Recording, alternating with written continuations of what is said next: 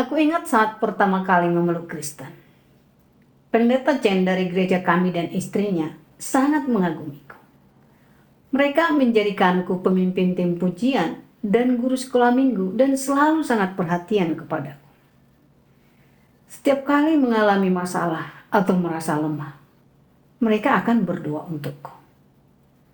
Mereka juga perhatian terhadap anggota gereja lainnya. Kapanpun seseorang merasa sedih atau lemah, mereka bersekutu dengan Alkitab untuk membantu mereka.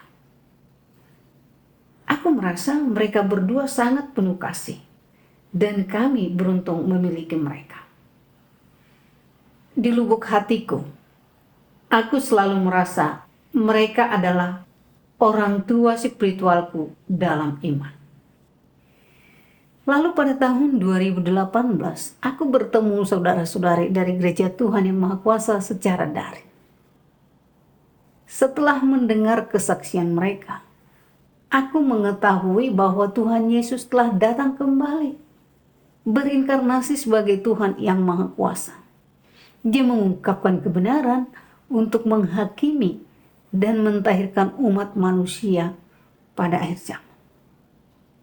Menggenapi nubuat dalam 1 Petrus 4 ayat 17 yang mengatakan karena waktunya akan datang, penghakiman harus dimulai di rumah Tuhan. Aku sangat senang. Lalu aku dan keluargaku mempelajari pekerjaan Tuhan yang Maha Kuasa pada akhir zaman bersama-sama. Dengan membaca firman Tuhan yang Maha Kuasa, kami semua menjadi yakin bahwa itu adalah suara Tuhan. Dan Tuhan yang Maha Kuasa adalah Tuhan Yesus yang datang kembali.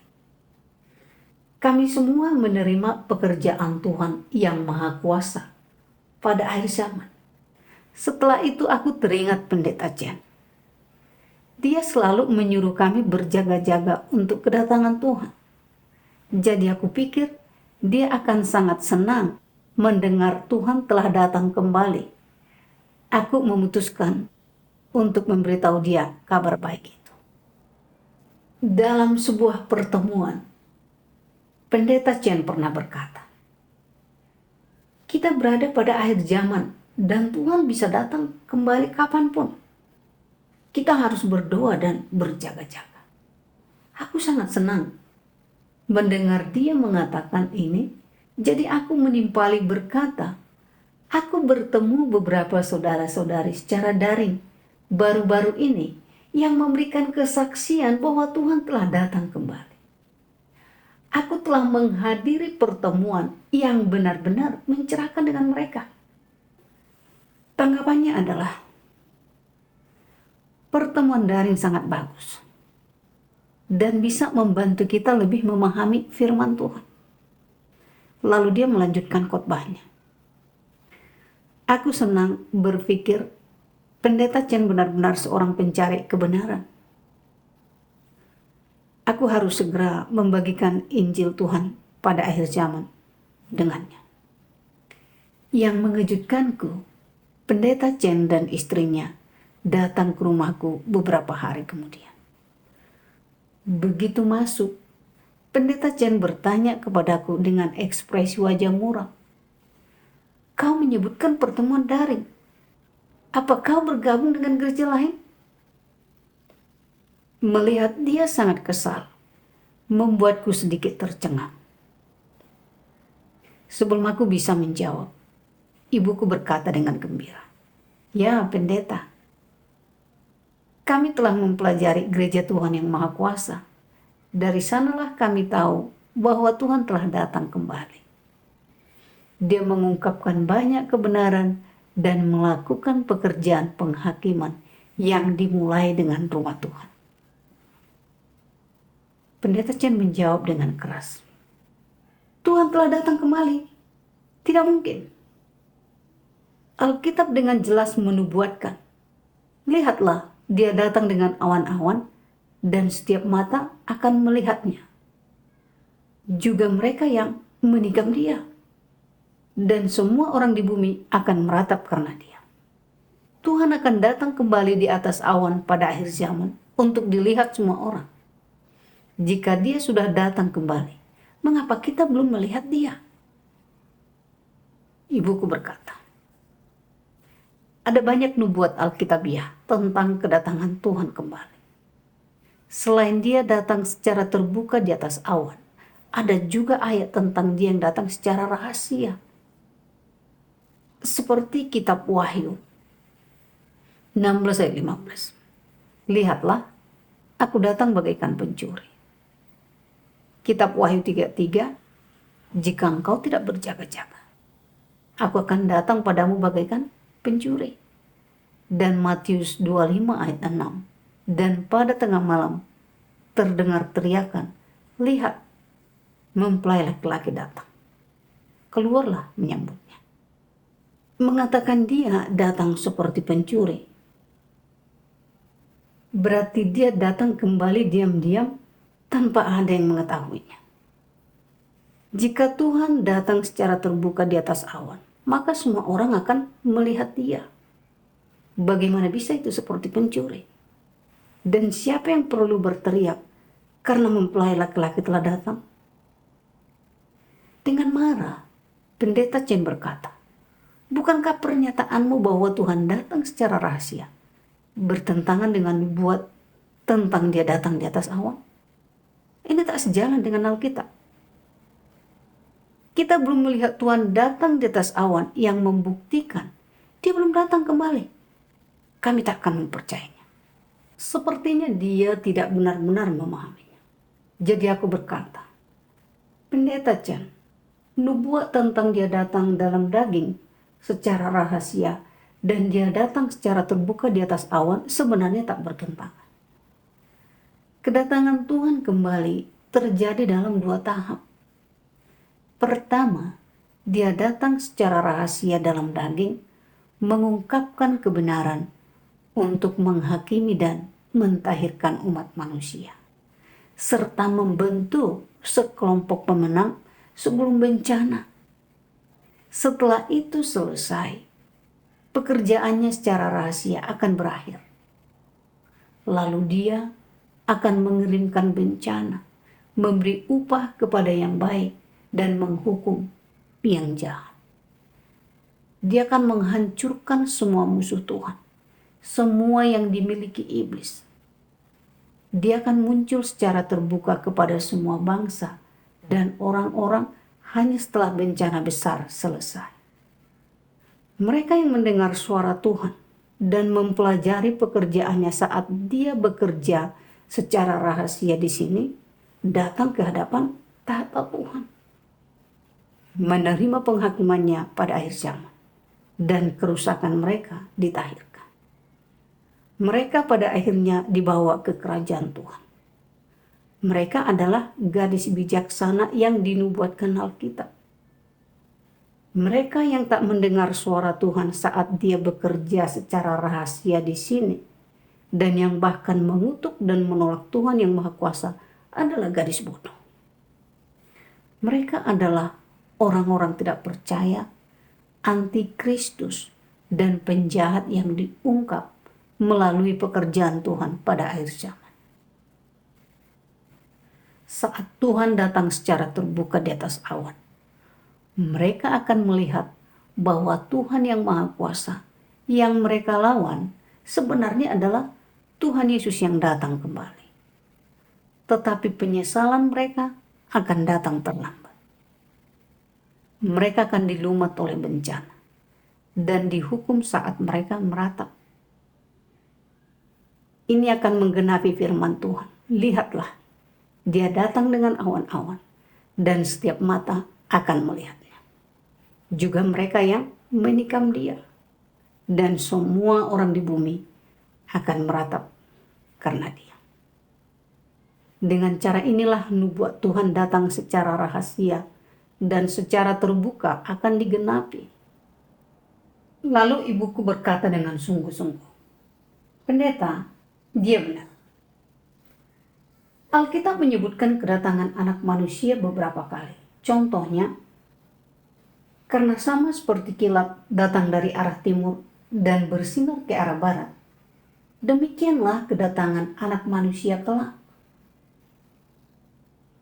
Karena sama seperti kilat yang memancar dari satu bagian di bawah langit, bersinar sampai ke bagian lain di bawah langit, demikian juga Anak Manusia saat hari kedatangannya tiba.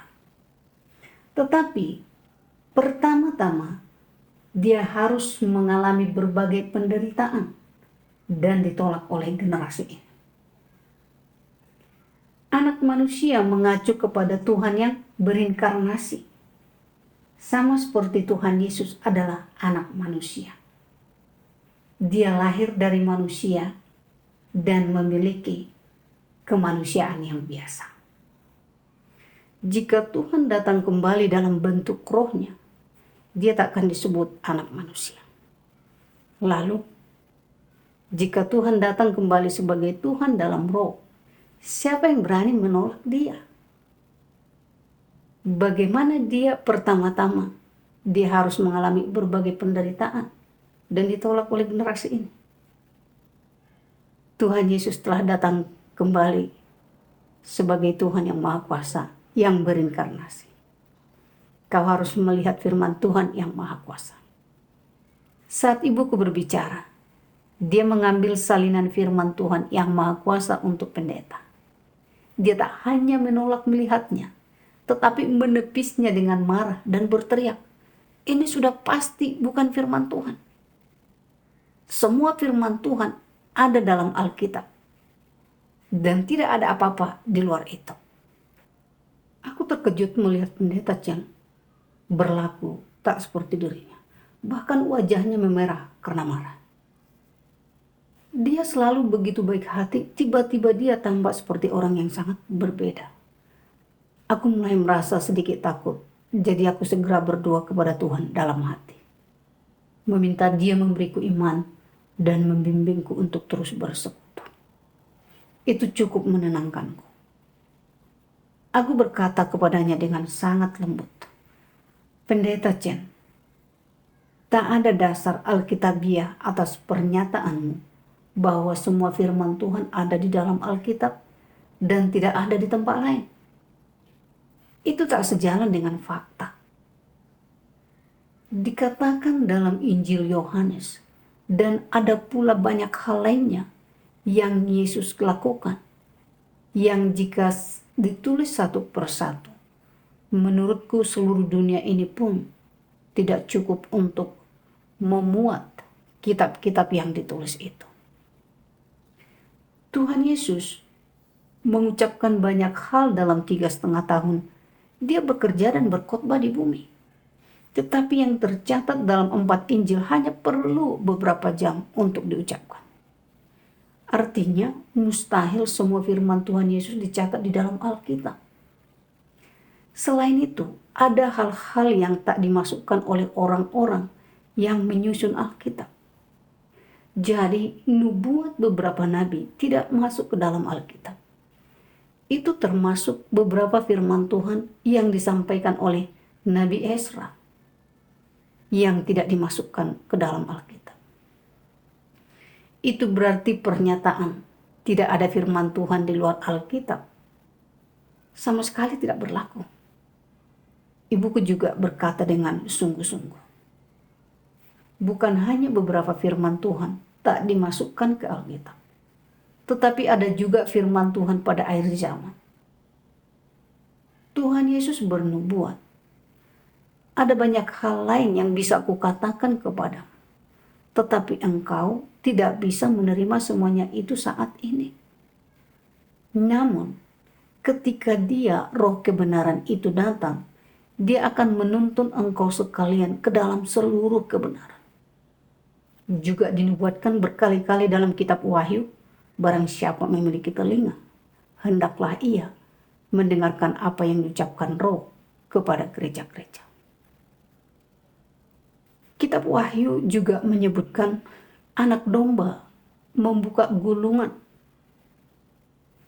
Itu semua adalah nubuat tentang Tuhan mengucapkan lebih banyak firman saat dia datang kembali. Jika tidak ada firman Tuhan di luar Alkitab, bagaimana semua nubuat ini digenapi? Tuhan yang Maha Kuasa sedang melakukan pekerjaan penghakiman, mengungkapkan semua kebenaran yang mentahirkan dan menyelamatkan umat manusia sepenuhnya. Dia menyingkap semua misteri rencana pengelolaan Tuhan, membuka dan menghakimi kebenaran dari kerusakan manusia serta akar penentangan manusia kepada Tuhan. Dia memberi kita jalan menuju pertobatan sejati dan masuk ke kerajaan. Yang dinubuatkan di dalam kitab Wahyu tentang Roh Kudus berbicara kepada gereja-gereja, dan anak domba membuka gulungan itu mengacu kepada firman Tuhan yang Maha Kuasa. Bagaimana firman-firman baru ini bisa dicatat lebih dahulu dalam Alkitab? Bukankah pernyataan tidak ada firman Tuhan di luar Alkitab tidak masuk akal? Tuhan adalah Tuhan pencipta dan sumber air hidup yang kekal. Namun pekerjaan dan firman Tuhan yang dicatat dalam Alkitab sangat terbatas. Kita tidak bisa membatasi Tuhan dalam lingkup Alkitab berdasarkan gagasan kita. Itu berarti menyangkal kebenaran, menyangkal pekerjaan dan firman Tuhan. Ini membuat pendeta Chen sangat marah. Tapi dia tak bisa membantahnya. Dia hanya berkata, "Aku melarangmu mempelajari ini untuk kebaikanmu sendiri. Kau belum dewasa dalam hidup dan bisa disesatkan. Segeralah mengaku dan bertobat kepada Tuhan." Aku dengan cepat menjawab, "Pendeta Chen, kami telah menyimpulkan bahwa Tuhan yang Maha Kuasa adalah Tuhan Yesus yang datang kembali. Hanya melalui pencarian yang sungguh-sungguh dan dengan banyak membaca firman Tuhan yang Maha Kuasa. Kau belum membaca firman-Nya, jadi wajar jika memiliki keraguan dan gagasan." Tuhan Yesus berkata, "Mintalah, maka akan diberikan kepadamu. Carilah, maka engkau akan menemukan. Ketuklah, maka pintu akan dibukakan bagimu." Selama engkau mencari dan membaca firman Tuhan yang Maha Kuasa, semua kebingunganmu akan selesai. Tidak lama setelah aku selesai, istrinya meminta informasi kontak saudara-saudari dari gereja itu kepadaku dan berkata dia akan mempelajarinya nanti. Karena mempercayai ucapannya, aku memberikannya kepada mereka. Mereka mengambilnya dan langsung pergi. Aku cukup lama merasa tak tenang setelah mereka pergi. Aku selalu menganggap mereka sebagai orang yang baik dan rendah hati.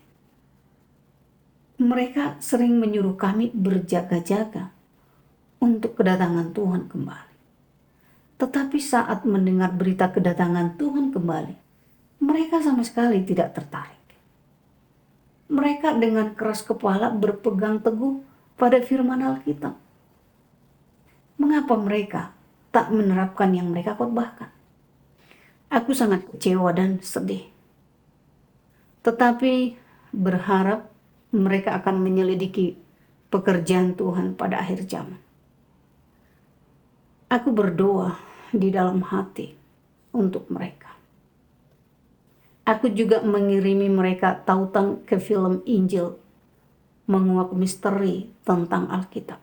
Berharap itu akan membuat mereka melepaskan gagasan mereka dan mempelajari pekerjaan Tuhan yang Maha Kuasa serta segera menyambut Tuhan. Aku penuh dengan harapan. Tetapi sesuatu yang sangat tak terduga terjadi. Mereka mengirimiku segala macam rumor yang memfitnah gereja Tuhan yang Maha Kuasa. untuk menjauhkanku darinya. Melihat aku tidak terpengaruh, mereka mengirim pesan yang melecehkan anggota gereja Tuhan yang Maha Kuasa. Mereka juga datang ke Facebook dan mengepost banyak rumor yang memfitnah dan menyerang gereja Tuhan yang Maha Kuasa untuk menyesatkan dan mencegah orang lain menyelidiki jalan yang benar. Mereka juga tak berhenti di situ. Mereka pergi dari rumah ke rumah, memperingatkan saudara-saudari agar tak berhubungan denganku, menghakimi dan menjelek-jelekkan aku. Banyak orang salah paham dan menjaga jarak denganku. Beberapa orang mengirimiku pesan yang menuduh, dan beberapa menolak berbicara denganku saat kami berpapasan. Beberapa bahkan tak membukakan pintu saat aku mengunjungi mereka. Ini membuatku sangat sedih. Aku dekat dengan saudara-saudara ini pada masa lalu. Tetapi kini, mereka menghindari dan menolakku, termakan oleh kebohongan pendeta. Aku sulit percaya semua ini dilakukan oleh pendeta yang dahulu sangat kukagumi.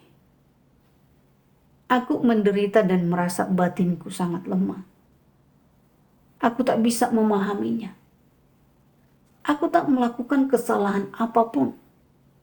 Aku hanya menerima pekerjaan Tuhan pada akhir zaman. Mengapa para pendeta memperlakukanku seperti itu? Saat seorang saudari dari gereja Tuhan yang Maha Kuasa mengetahuinya, dia menawariku bantuan dan dukungan serta membacakan kutipan dari firman Tuhan untukku. Tuhan yang Maha Kuasa berkata, dalam setiap langkah pekerjaan yang Tuhan lakukan di dalam diri manusia, dari luar pekerjaan itu terlihat seperti interaksi antara manusia. Seolah-olah lahir karena pengaturan manusia atau dari campur tangan manusia.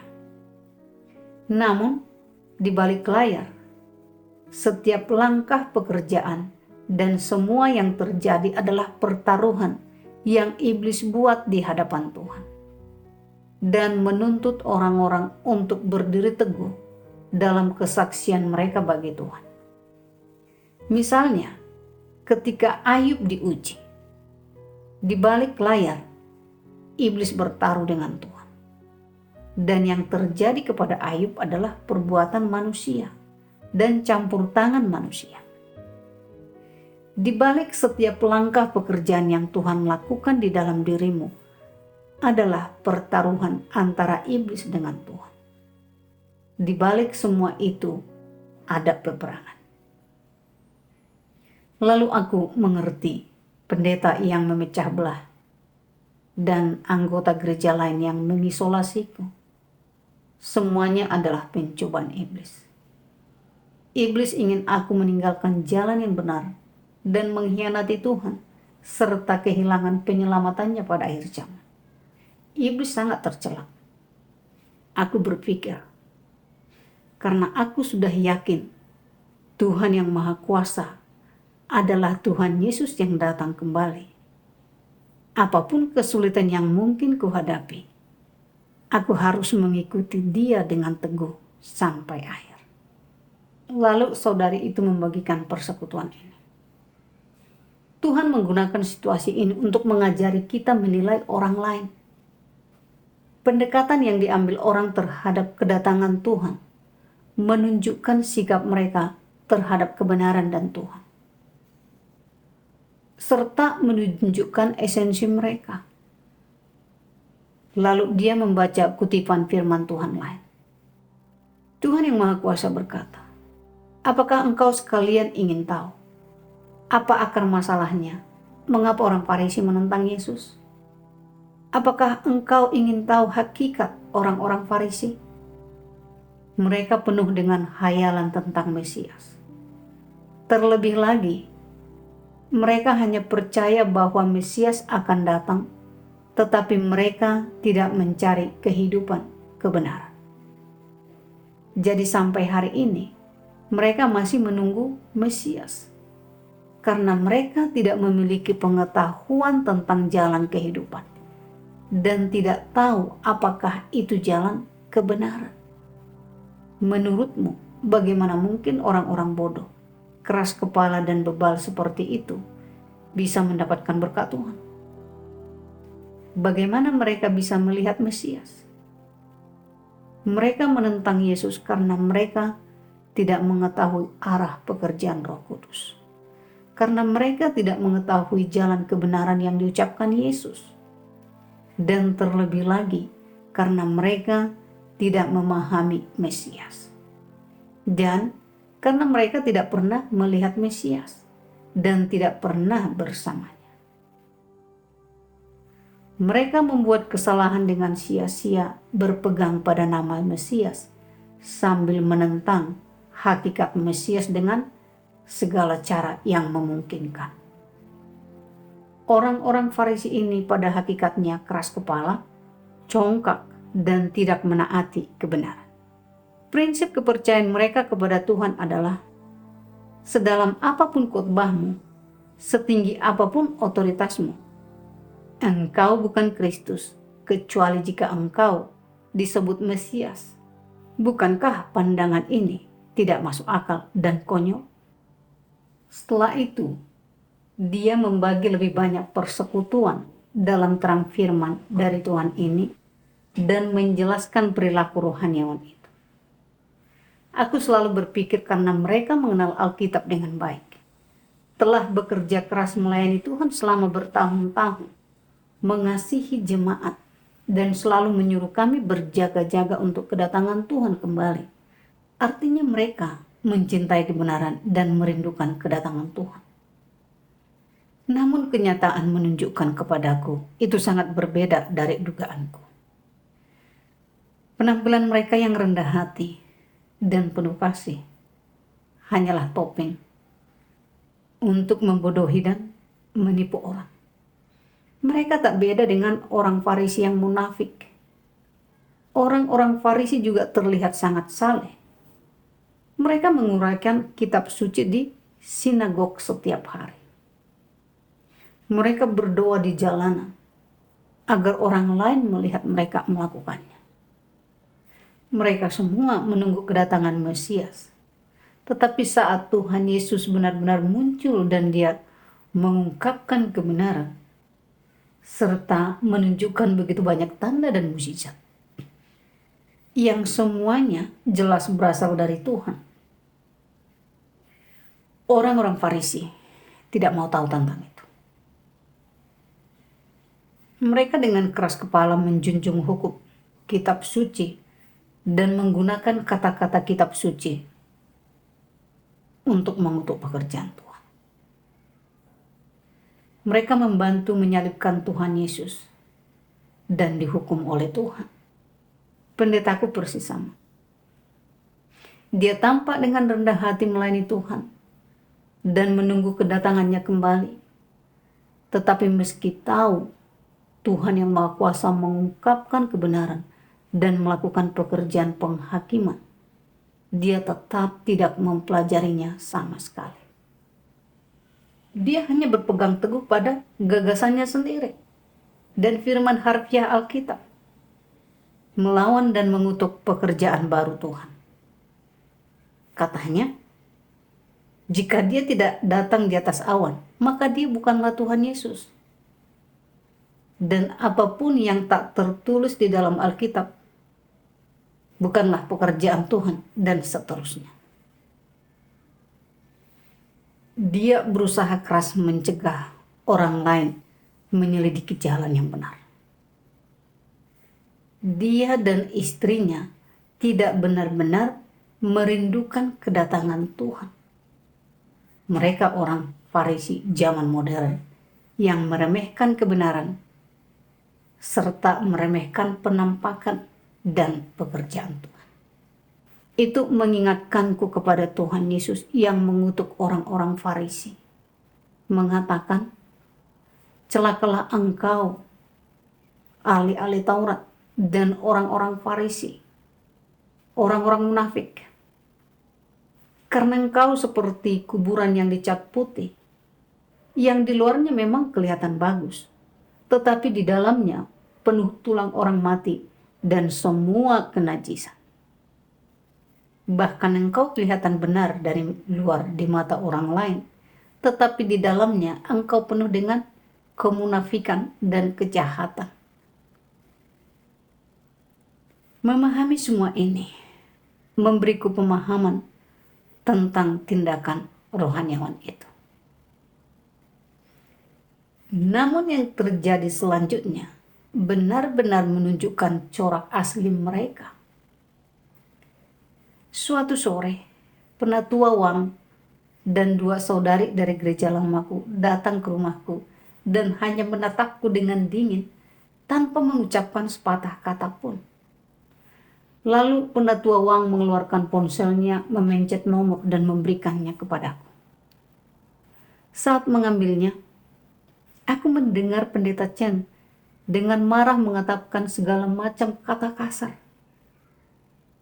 Lalu memperingatkanku, kau dilarang berhubungan dengan anggota gereja kami dan menyebarkan Injil Tuhan yang Maha Kuasa di gereja kami. Jangan mencuri dombaku. Aku sangat marah dan memberitahunya, mengapa aku tak boleh berbagi berita bagus tentang kedatangan Tuhan kembali? Mengapa kau mencoba menghentikan orang yang mencari jalan yang benar? Mereka adalah domba Tuhan. Mengapa kau tak membiarkan mereka mendengar suara Tuhan? Setelah menutup telepon, penatua Wang dan yang lainnya menyerah berbicara kepadaku dan pergi. Pendeta itu terus mengganggu keluargaku setelah itu. Bahkan secara terbuka mencoreng nama kami di gereja. Keluargaku menjadi lemah dan negatif, tidak mampu menanggung usikan itu. Perbuatan jahat pendeta itu membuatku sangat marah. Aku membaca lebih banyak firman Tuhan yang Maha Kuasa. Ada orang-orang yang membaca Alkitab di gereja-gereja besar, membacakannya sepanjang hari. Tetapi tak seorang pun di antara mereka yang memahami tujuan pekerjaan Tuhan.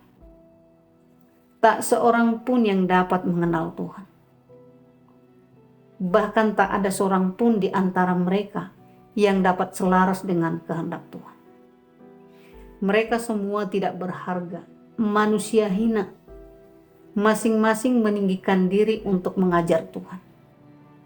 Mereka dengan sengaja menentang Tuhan, bahkan saat mereka membawa pancinya.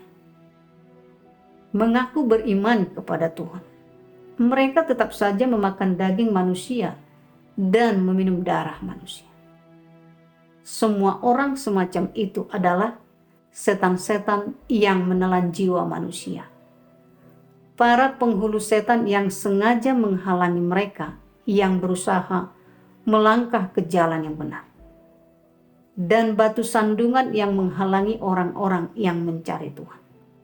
Mereka mungkin tampak seperti raga yang kuat, tetapi bagaimana pengikut mereka bisa mengetahui bahwa mereka tidak lain adalah antikristus yang memimpin manusia untuk menentang Tuhan? Bagaimana pengikut mereka bisa mengetahui bahwa merekalah setan-setan hidup yang didedikasikan untuk menelan jiwa manusia?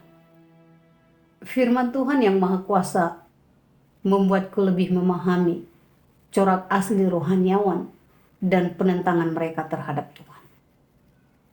Mereka bertindak seolah-olah melindungi kawanan domba Tuhan dengan tak membiarkan kami memberitakan Injil Tuhan.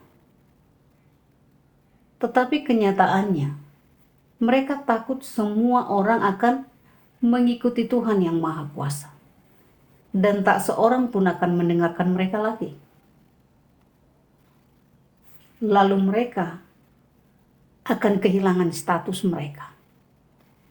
Karena itulah mereka berusaha sangat keras mencegah orang percaya menyelidiki jalan yang benar. Itu membuatku teringat firman Tuhan Yesus.